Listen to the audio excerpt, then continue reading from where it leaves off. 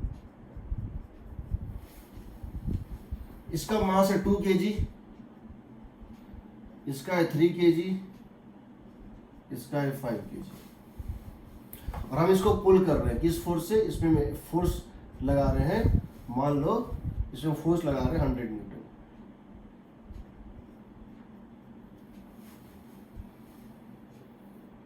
का फोर्स लगा रहे हैं, तो होगा क्या? इसमें कुछ टेंशन डेवलप करेगा, ये सब साथ चलेगा। इसकी एक्सीलरेशन कितनी होगी? ए। इसकी कितनी होगी एक्सीलरेशन? ए। इसकी होगी ए। ये एक ट्रेन की तरह है जिसके बॉगीज आपस में कनेक्टेड है, जो धागा है इनके बीच में, उसमें टेंशन भी है, उसमें टेंशन भी है, और उसमें वो इनएक्सटेंसिबल भी है। तो हम जब इसको सॉल्व करते हैं तो हमको सबसे पहले सिस्टम डिसाइड करना होता है, हम किसके ऊपर न्यूटन लॉ लगाना चाह रहे हैं। न्यूटन लॉ लगाने में जब तुम सिस्टम डिसाइड करते हो तो तुम किसी एक ब्लॉक को भी सिस्टम मान सकते हो, और 2 ब्लॉक को भी मान सकते हो, 3 ब्लॉक को भी मान सकते हो। तुम किसी भी सिस्टम को, लेकिन एक बस ध्यान रहे, every part of the system must have same acceleration in magnitude and direction. याद रखना। सो वी कैन टेक, याद रखना, वी कैन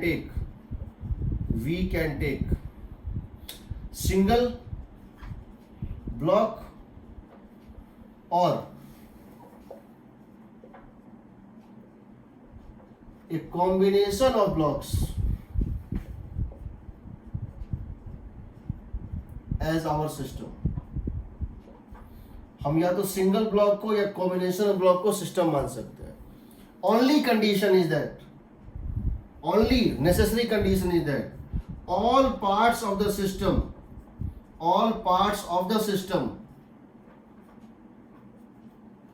must have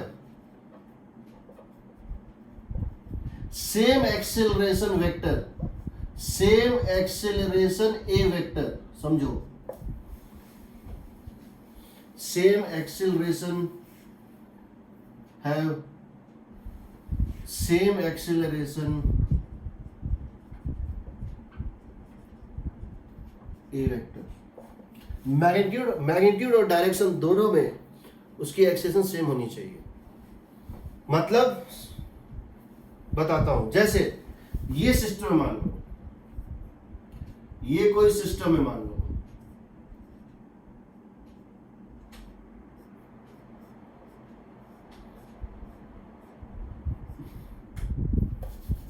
उसको इस तरह से ले लो, एक पुली है, इस पे एक ब्लॉक यहां पर है, दूसरा ब्लॉक यहां पर है, और तीसरा ब्लॉक यहां पर है। इसका नाम दे दो ए, इसका बी और इसका सी। तुम ए को सिस्टम मान सकते हो, तुम बी को सिस्टम मान सकते हो, तुम अकेले सी को सिस्टम मान सकते हो, तुम बी प्लस सी को भी सिस्टम मान सकते हो, तुम बी प्लस सी को भी सिस्टम मान सकते हो, क्योंकि बी प्लस सी का एक्सीलरेशन, और इसका एक्सीलरेशन ए ऊपर है, इसका भी ए क्या है? ऊपर ही है, बट इसका ए क्या है? नीचे है। तुम ए को सिस्टम मान सकते हो कि वो अकेला है, अकेला तो किसी को ही मान सकते हो, ए को मान सकते हो, बी को मान सकते हो, सी को मान सकते हो, बी प्लस सी को मान सकते हो, लेकिन ए प्लस बी को सिस्टम नहीं मान सकते हो। तुम ए प्लस सी को सिस्टम नहीं मान सकते हो, तुम ए प्लस बी प्लस सी को सिस्टम नहीं मान सकते हो, क्योंकि जब तुम ए प्लस बी प्लस सी को सिस्टम मानोगे तो क्या उसके हर पार्टिकल का एक्सीलरेशन सेम मैग्नीट्यूड में, सेम डायरेक्शन में नहीं है। इसकी एक्सीलरेशन डाउन है, इसकी अप है, नहीं मान सकते हो। हम बाद में इसका एक शॉर्टकट निकाल देते हैं, बट वो एक शॉर्टकट है, वो बेसिक प्रिंसिपल नहीं है। बेसिक प्रिंसिपल कहता है कि नहीं मान सकते हो, शॉर्टकट कहता है कि स्ट्रेट कर दो, इसको खींच दो, कुछ लोग बताते हैं, बट वो फंडामेंटल प्रिंसिपल नहीं है साइंस का। फंडामेंटल प्रिंसिपल है कि तुम नहीं मान सकते हो, तुमको सिस्टम वही लेना है जिसमें सेम एक्सीलरेशन होगी। समझो, बिकॉज इन तीनों का एक्सीलरेशन सेम डायरेक्शन में है। समझो, अगर हम इस ब्लॉक को सिस्टम मानेंगे 2 kg को, इस पे टेंशन राइट एक्ट करेगा, इस पे T1 राइट एक्ट करेगा। अगर हम 3 kg को सिस्टम मानेंगे, इस पे T1 लेफ्ट एक्ट करेगा। देखो, अगर 2 kg को सिस्टम मानेंगे तो T1 राइट एक्ट करेगा, 3 kg को मानेंगे तो वही T1 लेफ्ट एक्ट करेगा। अगर इन दोनों को सिस्टम मान लेंगे तो T1 एक्ट ही नहीं करेगा, T1 बिकम्स इंटरनल फोर्स। देखो, अगर सिर्फ 2 kg को मानेंगे तो टेंशन लेंगे T1 राइट, सिर्फ 3 kg को लेंगे तब टेंशन लेंगे T2 left, T1 left. But अगर 3 और 2 दोनों को लेंगे तो ये एक्शन और ये रिएक्शन कट जाएगा, ये इंटरनल फोर्स हो जाएगा, that is not external force, तो वो लेंगे ही नहीं। सिमिलरली अगर हम 3 kg को लेंगे सिस्टम तो इस पे T2 लगाएंगे राइट वर्ड, 5 kg को लेंगे तो T2 लगाएंगे लेफ्ट वर्ड। लेकिन अगर 3 + 5 दोनों को लेंगे तो T2 हो जाएगा इंटरनल फोर्स। अब समझो, अगर हम 2 + 3 + 5 तीनों को सिस्टम मान लें, if we take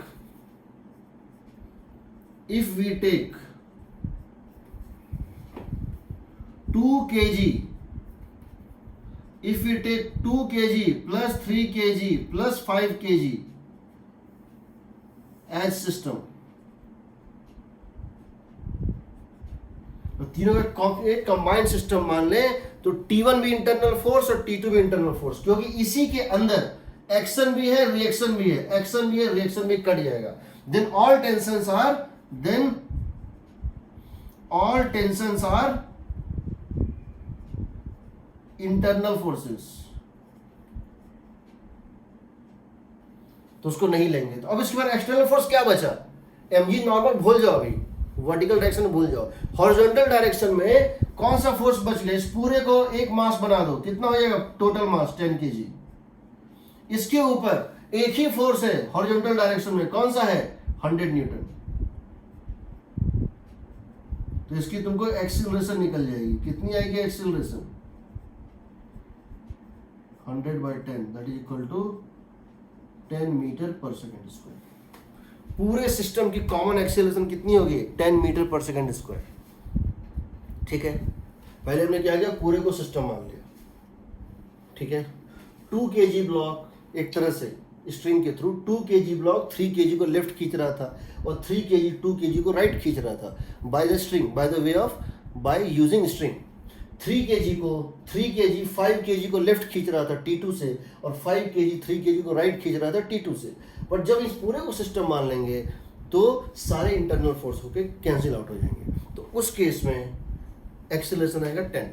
once you get acceleration 10 by taking the entire, first step क्या किया, सबको सिस्टम मान लिया, सिर्फ एक्सटर्नल फोर्स देखा, टोटल मास देखा, एक्सीलरेशन आ गया 10। Now take 1 by 1 as system to get tension. अब अगर हम सिर्फ 2 kg को सिस्टम मान लें, now if we take, now after that in the next step, if we take now second, now if we take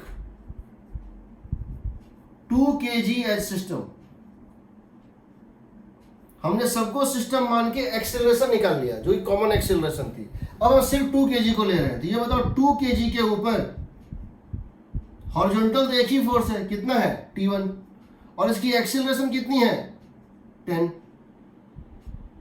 इसको चला कौन रहा है, फोर्स तो तुमने 5 kg पे लगाया था, इसको कौन चला रहा है, टेंशन ही चला रहा है। तो क्या लिख देंगे, ये हो गया T1, तो क्या लिख देंगे T1 equal to mass into acceleration, T1 equal to mass into acceleration, यानी कितना हो गया 20 न्यूटन। T1 होगा 20 न्यूटन, T1 इज 20। उसी तरह से अगर तुमको T2 निकालना है, या तो तुम 3 kg को या फिर 5 kg को सिस्टम मान लो, या तो तुम 3 kg को या 5 kg को सिस्टम मान लो। अगर हम 5 kg को सिस्टम मान लें, अगर हम 5 kg को एज सिस्टम, अगर हम 5 kg को सिस्टम मान लेंगे तो क्या होगा बताओ। 5 kg के ऊपर इधर फोर्स कितना लग रहा है, एक minute. Now if you take 5 kg as system, now if you take 5 kg as system, तो बताओ 5 kg इधर फोर्स कितना लगेगा 100 न्यूटन, इधर कितना लग रहा है T2, एक्सेलरेशन क्या है 10, तो क्या लिख देंगे 100 माइनस T2, 100 माइनस T2। बताओ अब अगर हम 5 kg को ले लें तो क्या लिखेंगे 100 इधर, T2 इधर, एक्सेलरेशन 10 इधर, क्या लिख देंगे 100 minus T2 equal to 5 into 10। 100 minus T2 equal to 5 into acceleration is 10, तो T2 कितना हो जाएगा 50 न्यूटन,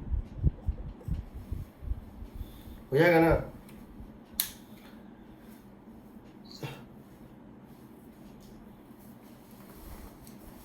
कोई डाउट?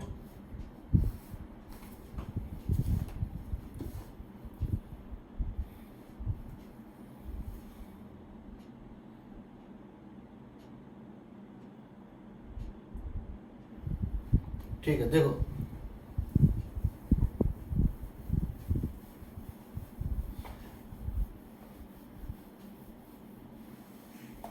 और तुमसे हम ये क्वेश्चन पूछें,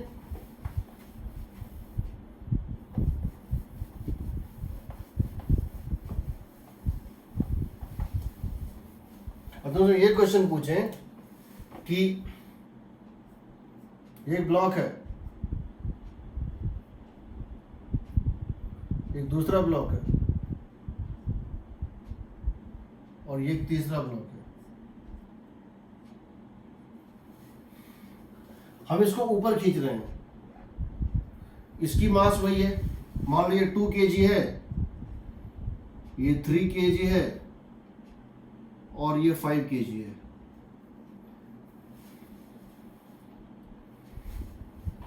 हम ऊपर फोर्स लगा रहे हैं 80 न्यूटन, हम इसके ऊपर एक फोर्स लगा रहे हैं 80 न्यूटन।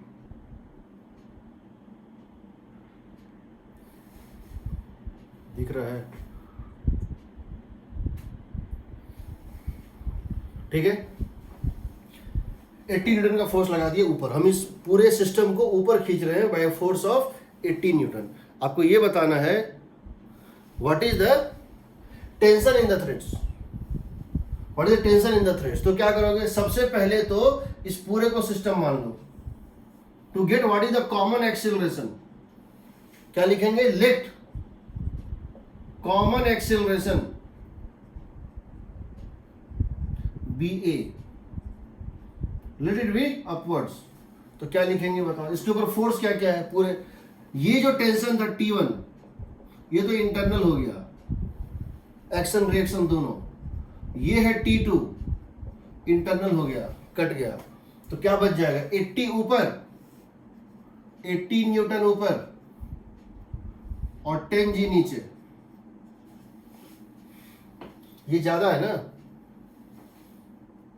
एक्सीलरेशन डाउनवर्ड होगा, कितना होगा 100 minus mg minus 80 by mass कितना है टोटल 10 kg है ना, बाय 10, 2 मीटर पर सेकेंड स्क्वायर। 100 न्यूटन से जब तक ये फोर्स एक्सीड नहीं करेगा वेट से ज्यादा, तब तक ये ऊपर नहीं जाएगा। ये फोर्स वेट से कम है, इसीलिए इसकी नेट एक्सीलरेशन क्या होगी, नीचे की तरफ होगी, बिकॉज वेट इज मोर। तो ये नीचे की तरफ जाएगा किस एक्सीलरेशन से, अगर ऊपर ही मान ले तो नेगेटिव आ जाएगा, -2 आ जाएगा। ये 2 से नीचे जाएगा। अब क्या करो, अब टेंशन निकालो एक एक करके। अब क्या करो कि पहले 2 kg को सिस्टम मानो, 2 kg को सिस्टम मानो। तो क्या करोगे, बोलोगे 2 kg पे फोर्स क्या था बताओ, 2g downward, T1 upward, acceleration down कितना 2 मीटर पर सेकेंड। ये तो निकल चुका है, एक बार कॉमन एक्सेलरेशन निकल गया तो सब कुछ का निकल गया। अब पार्ट बाय पार्ट, एक्सेलरेशन पता है, टेंशन बस पता नहीं, निकल जाएगा। क्या लिखोगे बताओ, 2g minus T1 is equal to mass into acceleration. तो T1 कितना हो जाएगा बताओ, 20 माइनस 4 16 न्यूटन। सिमिलरली 3 kg को मान लो सिस्टम, और 3 kg को सिस्टम मानोगे तो क्या करोगे बताओ। अब क्या करो, 3 kg को मान लो सिस्टम, या 5 kg को, किसी को मान सकते हो। 3 kg को सिस्टम मान लो। 3 kg पे 3 फोर्स है, कौन कौन से फोर्स है 3 kg के ऊपर, एक है 3g इसका वेट, एक है 3g इसका वेट, दूसरा क्या है T2 ऊपर, और तीसरा है T1 नीचे। इस 3 kg ब्लॉक के ऊपर 3 फोर्स हैं। इसके ऊपर का धागा इसको T2 से ऊपर खींच रहा है, इसके नीचे का धागा इसको T1 से नीचे खींच रहा है। इसका खुद का वेट 3g है, और इसका एक्सीलरेशन तो पता है, जो सबका कॉमन एक्सीलरेशन था, कितना आ जाएगा 2 मीटर पर सेकेंड स्क्वायर। तुमको T1 भी पता है 16 न्यूटन है, तुमको T1 भी पता है जो कि 16 न्यूटन है, तुमको T1 भी पता है जो कि ये कितना एक्सीलरेशन है इसका 2 मीटर पर सेकेंड स्क्वायर। लगा दो, क्या लिखोगे बताओ। नीचे कितना हो गया 30 + 6, नीचे कितना हो गया फोर्स, डाउनवर्ड को क्या मानोगे पॉजिटिव। 30 + 16 कितना हो गया 46, नीचे की तरफ कितना है 30 + 16, 46 - T2 = मास कितना था 3, एक्सीलरेशन कितना है 2।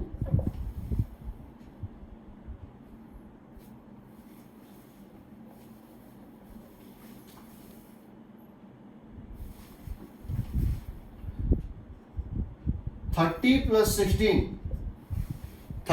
16 माइनस T2 = मास कितना है 3, एक्सेलरेशन कितना है 2, कितना हो गया बताओ। T2 कितना हो गया 6, 40 न्यूटन। 46 - 6 40 न्यूटन, ये 16 न्यूटन, ये 14 न्यूटन। समझ रहे हो।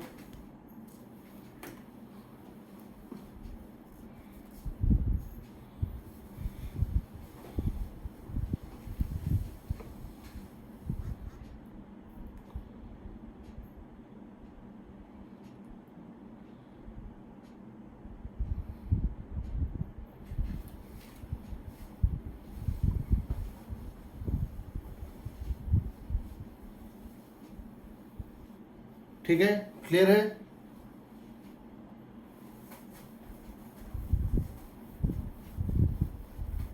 चलिए एक क्वेश्चन लेते हैं, फिर हम क्लास छोड़ देंगे। नॉर्मल हम नेक्स्ट क्लास में लेंगे।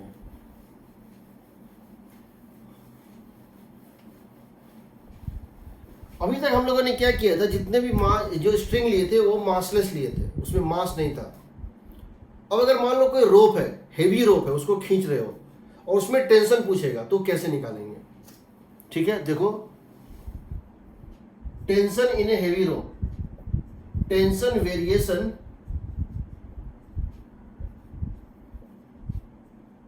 इन ए हेवी रोप।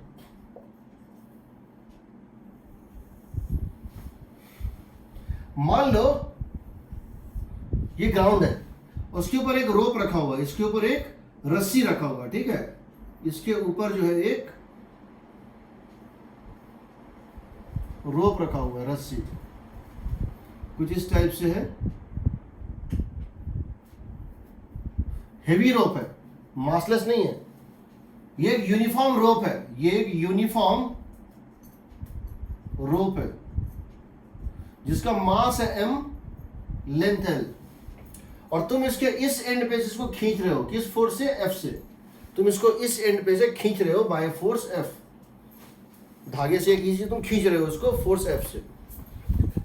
तुमको बताना है कि इस रियर साइड जो इसका बैक एंड है उससे डिस्टेंस x पे अगर जाए तो टेंशन कितना होगा। तो इसका स्टेप क्या होता है, you have to find the tension in the string at distance x from the rear end, front end rear end, rear end से डिस्टेंस x पे बताना है कि टेंशन कितना होगा। तो सबसे पहले क्या करो, स्टेप 1, टेक ऑल रोप एज सिस्टम। सबसे पहले पूरे रोप को सिस्टम मान लो। इस रोप के ऊपर, रोप का एक वेट होगा mg, एक नॉर्मल होगा, वो अलग चीज है। हॉरिजॉन्टल डायरेक्शन में इस पूरे रोप के ऊपर हॉरिजॉन्टल डायरेक्शन में सिर्फ एक ही फोर्स है। कौन सा फोर्स है, F।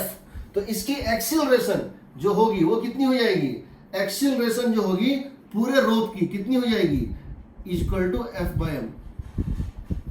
इसकी एक्सीलरेशन आएगी F/m। ठीक है, आ गई। अब तुमको क्या करना है, तुमको टेंशन निकालना है यहां से x डिस्टेंस पे। तो तुम इमेजिन करो कि ये जो रस्सी थी, तुमने इसको उस पॉइंट जहां तुमको टेंशन निकालना, तुमने वहां उसको तोड़ दिया, वहां से उसको तोड़ दो। तोड़ने के बाद इनके बीच में एक छोटा सा मासलेस धागा कनेक्ट कर दो। उस धागे में जो टेंशन होगा वही उस पॉइंट का टेंशन होगा। हम क्या करते हैं, step two, cut the rope into 2 parts at the point। जिस पॉइंट पे तुमको टेंशन निकालना है उस पॉइंट पे तुम धागे को 2 टुकड़ों में कट कर दो। तुमको यहाँ से x डिस्टेंस पे टेंशन निकालना है, तो धागे को 2 टुकड़ों में कट कर दो। एक टुकड़ा ये जो x लेंथ का होगा और एक टुकड़ा ये जो l माइनस x लेंथ का होगा। समझो, एक टुकड़ा ये जो x लेंथ का है और एक टुकड़ा ये जो L माइनस एक्स लेंथ का है। जहां पे तुमको टेंशन निकालना था वहां उसको एक ब्लेड से, एक चाकू से कट कर दो, एक कैंची से कट कर दो। उसके बाद क्या करो, उसके दोनों पार्ट को इमेजिन करो, ये दोनों पार्ट एक बहुत ही पतले मासलेस धागे से कनेक्टेड है।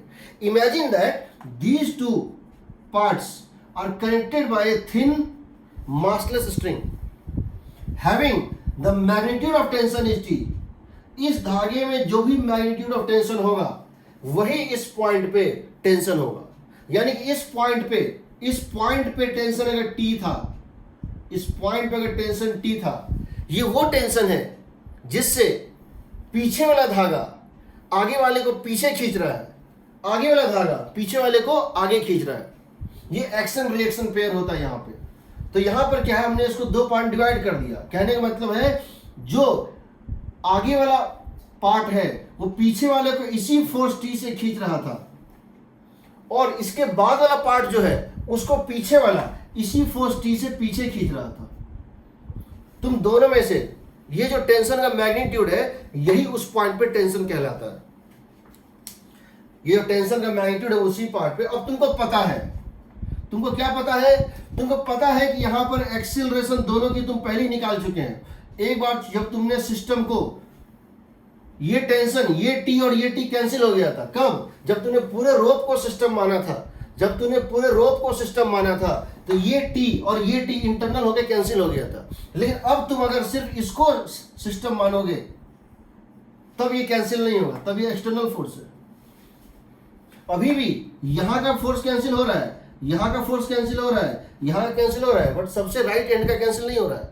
समझो, तो हमने क्या किया है, पहले पूरे को सिस्टम माना तो कोई भी टेंशन नहीं था, सारे टेंशन का एक्शन और रिएक्शन दोनों था, तो सब कैंसिल करता चला गया। यहाँ पे टेंशन कितना लग गया, फोर्स कितना लग गया, F, तो एक्सीलरेशन क्या हो गया, F by m, acceleration became F by m. Now once it is acceleration is F by m, now you cut it at that point. वहां से कट कर लिया और उसको 2 पार्ट में डिवाइड कर दिया। इस पे कितना लग रहा था फोर्स, F। तुम या तो इसको सिस्टम मान लो या इसको मान लो, दोनों केस में आंसर सेम आएगा। इसको मानोगे तो लिखोगे F minus t, F right minus t is mass of this part into acceleration। और इसको मानोगे तो क्या लिखोगे, टेंशन इसको कौन खींच रहा है बताओ। जिस तरह से इसको तुम खींच रहे थे पूरे रोप को, अब इस पूरे रोप को कौन खींच रहा है, लेफ्ट वाले रोप को टेंशन टी खींच रहा है। तो यहाँ पे तुम क्या लिख दोगे बताओ, यहाँ लिख दोगे अगर इसकी मास m है और इस पार्ट लेफ्ट पार्ट की मास कितनी है, m है, तो तुम लिखोगे, अगर तुम लेफ्ट पार्ट को सिस्टम मानो, लेफ्ट पार्ट एज सिस्टम, अगर तुम लेफ्ट पार्ट को सिस्टम मान रहे हो तो क्या लिखोगे, you have to write tension is the only force acting on this left part, tension is the only external force acting on this, so tension must be equal to mass into acceleration, mass of left part into acceleration, mass of the left part into acceleration. जो system लेते हैं उसी का मास लेते हैं। मास of left part कितना होगा बताओ, एल लेंथ का मास था m, l लेंथ का मास था m, यूनिट लेंथ का मास होगा m by l, इसलिए x लेंथ का मास होगा m by l into x unitary में, क्योंकि ये यूनिफॉर्म रोप है। तो अगर l लेंथ का मास था m, यूनिट लेंथ का मास क्या हो गया m by l, इसका लेंथ कितना है x लेंथ, तो इसका मास कितना हो जाएगा m by l into x। Mass per unit length into length of the left part, mass per unit length into length of the left part is the mass of the left part into acceleration तुमको पता है कितना था F by m, कितना आ जाएगा, तो this would come out to be equal to कितना होगा, L से M से M कट जाएगा, F by L into x, straight line F by L into x, when x is 0, when x is equal to L, देखो this is x equal to 0 and this is x equal to L, when x is equal to L, याद रखो when x is equal to L, tension is F. When x is equal to L, tension is F. When x equal to 0, tension is 0. When x equal to L by 2, put here L by 2. When x equal to L by 2, tension is F by 2. समझो, tension घट यहाँ से यहाँ घटता चला जाएगा. जो tension यहाँ है, जैसे पीछे होगा टेंशन घटते जाएगा. क्यों घटते जाएगा? तुम किसी पॉइंट पे जो उसको कट करते हो, तुम किसी पॉइंट जो उसको कट करते हो, उस पॉइंट के टेंशन को क्या करना है? इसके पीछे के सबको चलाना है. जैसे हम ब्लॉक्स को अटैच किए थे, 1 ब्लॉक, 2 ब्लॉक, 3 ब्लॉक धागे से अटैच किए थे और खींच रहे थे, तो हर जैसे पीछे आ रहे थे ब्लॉक में टेंशन घटते जा रहा था. जैसे हमने लास्ट क्वेश्चन लिया था तो क्या किया था? ये एक ब्लॉक था, ये दूसरा ब्लॉक था और ये तीसरा ब्लॉक था. हम इसको पुल कर रहे थे तो टेंशन घटते जा रहा था, क्योंकि इस टेंशन को किसको खींचना है? इस ब्लॉक को खींचना है. इस टेंशन को किसको खींचना है? इन दोनों को खींचना है. इस टेंशन को किसको खींचना है? इन तीनों को ये करना है, खींचना है. तो यहां पर यहां जो टेंशन है, इसको इस पूरे ब्लॉक, इस पूरे रोप को खींचना है, एक्सेलरेशन देना है. यानी कि जितना ज्यादा पीछे बचा हुआ है, जितना ज्यादा पीछे मास बचा हुआ, उतना ज्यादा टेंशन चाहिए उसको खींचने के लिए. इसीलिए इसके पीछे तो कुछ नहीं है, ये लास्ट पॉइंट है. इसके पीछे कोई मास ही नहीं है, यहाँ टेंशन का जरूरत ही नहीं, यहाँ टेंशन 0 होगा. इसको सबसे ज्यादा मास को खींचना है. इसका मतलब समझो, जब एक ट्रेन एक्सेलरेट करती है, जब एक रेलगाड़ी एक्सेलरेट करती है, तो सबसे ज्यादा टेंशन जो लिंक्स होते हैं बॉगीज और इंजन के, इंजन और उसके पीछे वाले बॉगी का लिंक में सबसे ज्यादा फोर्स लगता है. क्यों लगता है? क्योंकि उस लिंक को, इंजन के बाद जो लिंक होता है जस्ट पीछे, इंजन और फर्स्ट बॉगी के बीच का लिंक, उसको पूरे 20 बॉगी को खींचना है. उसके पीछे के लिंक को 19 बॉगी को खींचना है. उसके पीछे के लिंक को 18 बॉगी को खींचना है. तो टेंशन घटता चला जाता है. तो टेंशन जो है लीनियर फंक्शन ऑफ एक्स है. टेंशन जो है वो लीनियर फंक्शन ऑफ एक्स है. तो अगर किसी ऐसी चीज में एक टेंशन पूछता है कट करके, तो कट करके हम निकालते हैं. ठीक है? कोई डाउट है अभी तक जो पढ़ाया है? ठीक है, तो मैं अभी क्या करूंगा, अभी तो मेरी फिर क्लास है 5 बजे, फिर मेरी क्लास है, तो मैं क्लास